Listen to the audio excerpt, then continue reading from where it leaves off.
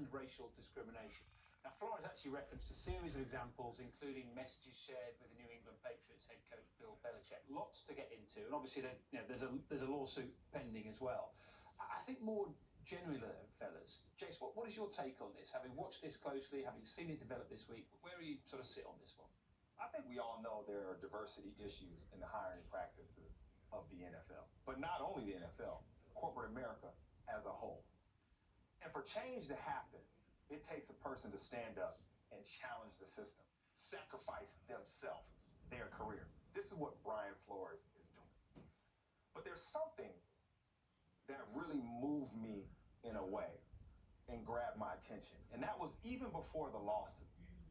When people challenged Brian Flores' firing, because he's had a winning record for the past 2 seasons, people were questioning why. It was interesting how the media, especially, vilified Brian Flores for things we celebrate about other coaches. Presses the players, pushes the coaches, makes the organization as a whole work hard. This is what you have to do to get the results in the NFL to be a champion. But why? Why was Brian Flores vilified for those things? We celebrate all these other coaches. And I want the viewer to ask themselves, why? Why do you think so? Jason, you've touched on some really important issues there. And just listening to what Jason has said, OC, this feels like it's much broader than the NFL. Oh, it is. Absolutely. And I think, first of all, I have to say that everything Jason has said is 100% correct. And he's right. And what Brian Flores is doing, outstanding. It's something that's necessary, it's brave, it's courageous, and it's something that needs to be done without a shadow of a doubt.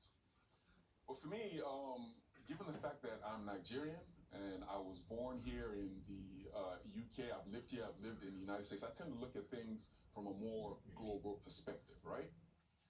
Here's the situation. There's a world that we want to live in, there's a world that we strive towards, but there's a world that we're currently living in right now. And the world that we're living in right now is currently unfair for minorities, it's unfair for women, it's unfair for people of color. And unfair in the sense that we do not have the ability to just be average or below average when given opportunities. We have to be outstanding. We have to be the best when given these opportunities. Being from Nigeria, Nigeria is the most populous black nation on earth. 200 million black people in Nigeria. 99.9% black. You could go years in Nigeria without seeing a single white person. We love soccer. Most people in the country play the game of soccer. We are soccer mad, right? Why then would the coach of our pride and joy, the national football team, why would that be a white guy? He's from Portugal. Why would the coach before him be a white guy from Germany and the one before him be a white guy from the Netherlands, right?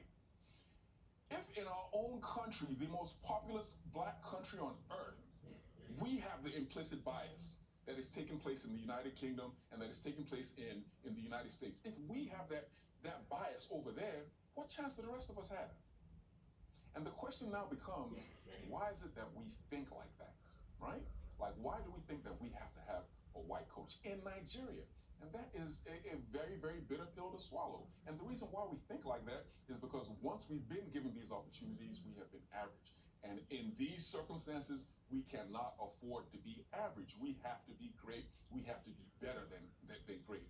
It is unfair. It is fundamentally unfair, but that is the way we are living. So now the question is, how do you go forth, right? Like, do you go about, fighting the way Brian Flores is? Absolutely, you have to do that. But we, as black people, we also have to understand that we have to be great when given these opportunities. And in coaching so far, we just have not done that yet.